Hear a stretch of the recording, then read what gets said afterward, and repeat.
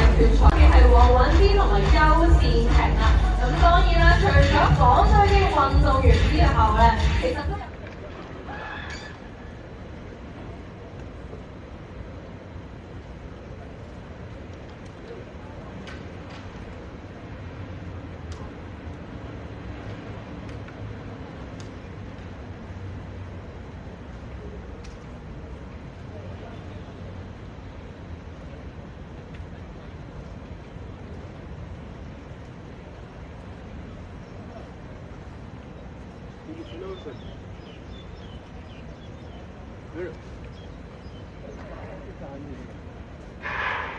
好啦，而家場上面進行緊嘅係女子200米嘅決賽啊！我哋留意下第2、第3節香港隊嘅選手，另外就係第6線斯利蘭嘅選手亦都係過嚟最佳成績嘅對手。而家見到斯利蘭嘅選手同埋中國嘅選手都係跑出嚟㗎啦，啱啱中國選手咧就把標填咗啦，而家準備咧就去到終點位置嘅，我哋睇下邊個係中國嘅選手係咪嘅咯？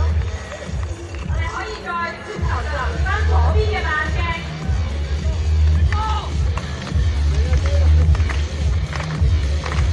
And now let's cheer for the Hong Kong long jumper。而第2名係代表中國嘅周順廉，佢嘅時間亦都係24秒07，咁已經係個時間接近到要去到千分位先可以分辨到佢哋嘅名次啊。而第3名係嚟自